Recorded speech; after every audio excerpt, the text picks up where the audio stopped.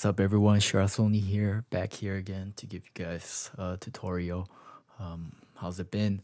All right, today's tutorial is gonna be on how to make realistic strings. All right, so I'm gonna give you guys a few pointers on how to do this.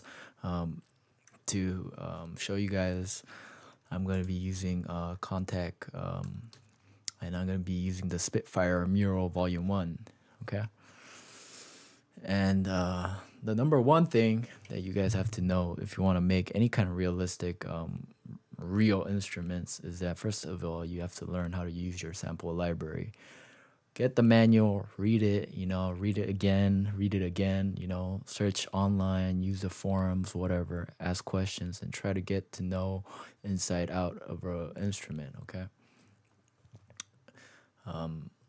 All the functions of it, all the details, so on and so forth. All right, so that's the first thing you guys have to do. All right, I'm gonna be showing you guys this cello section right here, so let's play it from the middle.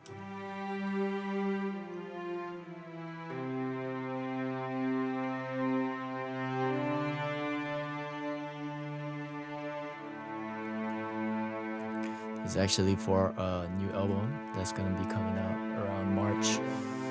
So wait up for it.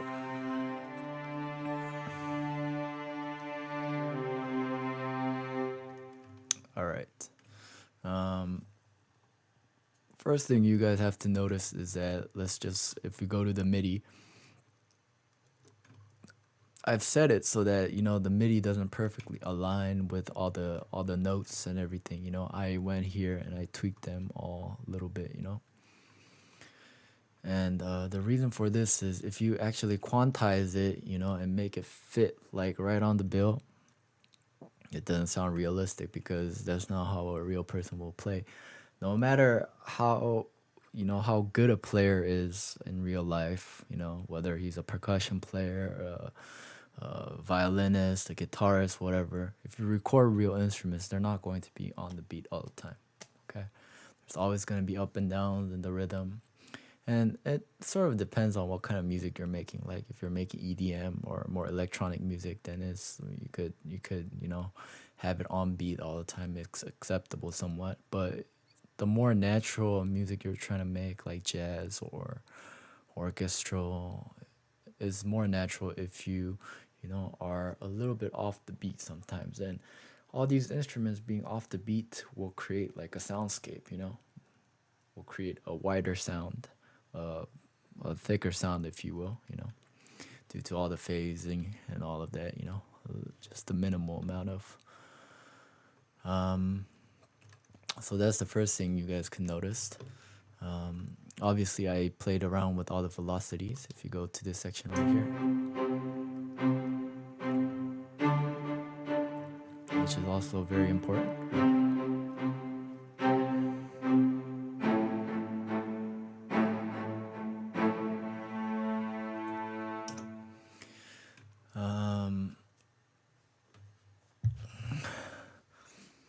Yep, so velocity, playing around with that. When I said to get to know the inside out of your instruments, if you get most like orchestral sample libraries, you'll first have a function that could change the dynamics, okay? And let me just play a random note.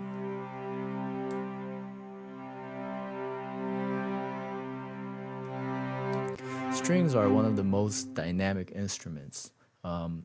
This could go from very soft to very loud, and depending on how the person plays it. So if you have the person playing,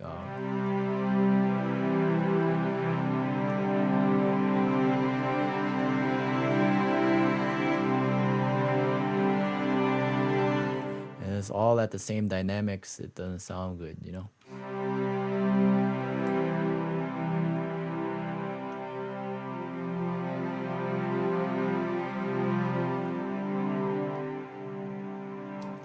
So you gotta listen to a lot of orchestral music, try to figure out. Normally, when you're going into it, obviously it's gonna start from a very low volume to a very high volume. So if you look over here, that's what I've done.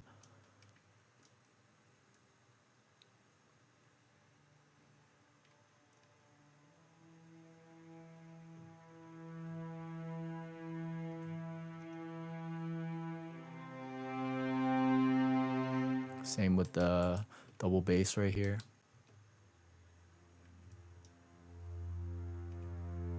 Often at the start of the notes, I'll have it start very soft and then, go up high in volume. That's how strings play. It's not an instantaneous like pluck. Another setting that is common to all sample libraries is vibrato. Okay, vibrato is obviously you're vibrating the strings. When we sing vocals, it's like ah, and then it shakes, right? That's the vibrato. But for violins, you would either shake it horizontally or vertically. If you're playing guitar, if you have played electric guitar before. So vibrato, you put it more in similar to vocals. So near the end of a phrase, you will have more vibrato. So check this phrase out.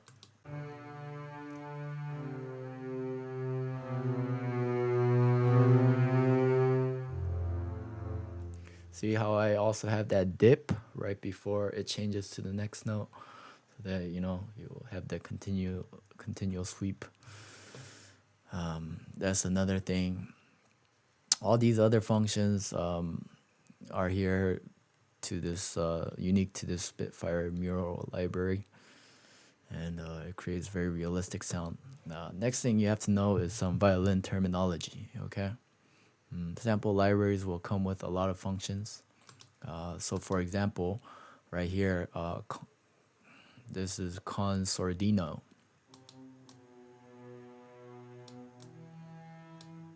Consordino is basically muting. If you go to any, let's see, violins.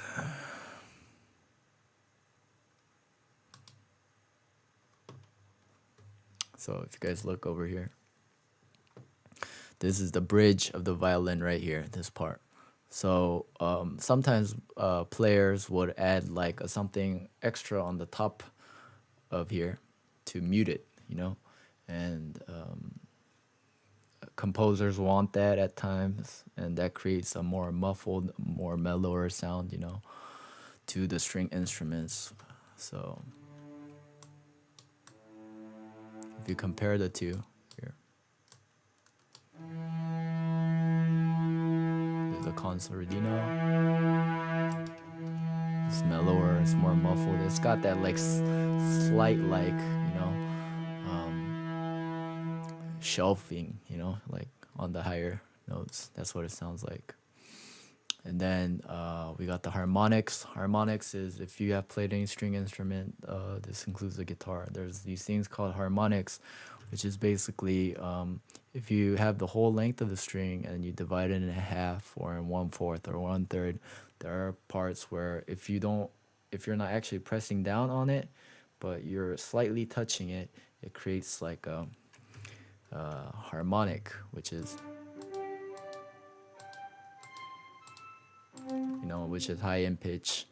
It creates that sort of like harp-like ethereal sound. Spiccato is obviously staccato, but with the accent, so it has that.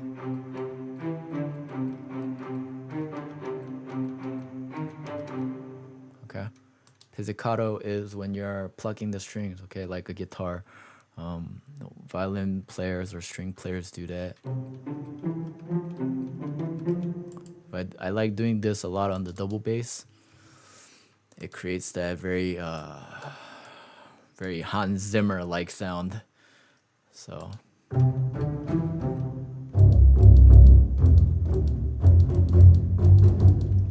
you're plucking it, okay? And then similar to a pizzicato is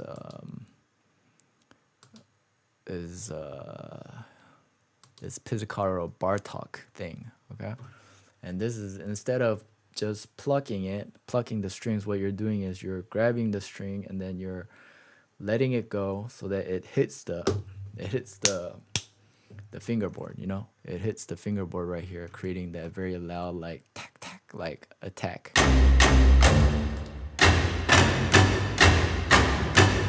Again, if you guys don't know how all of these work, YouTube it, Google it, whatever.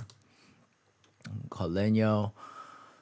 This is basically if you have your bow, you know, normally you play on this side where all the string is, right?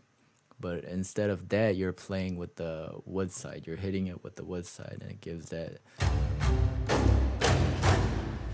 like harsh attacks or a percussive sound to it. Another technique, flautando. That's like, it means playing like a flute.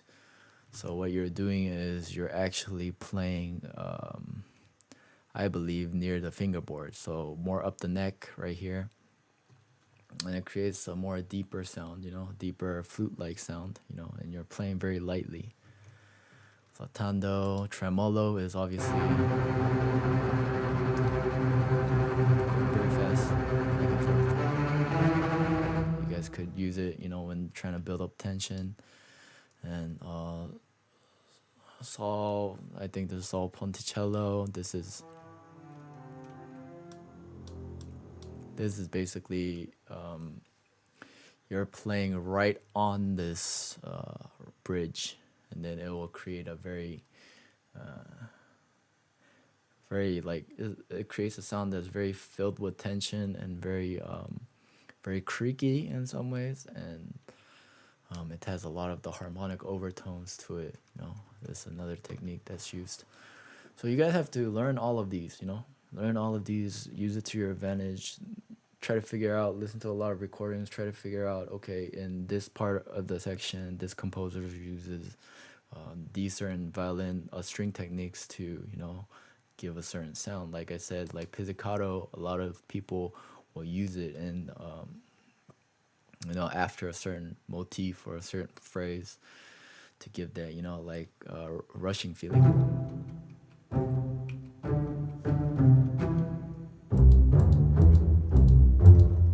To give that building up feeling. So use it all to your advantage here. So you guys can see how I, you know, messed around with the dynamics, the vibrato, and the expression, right? All in here. So I'll let you guys listen to how my strings sounded like at the end. So check it out. You might need to put down the volume a little bit.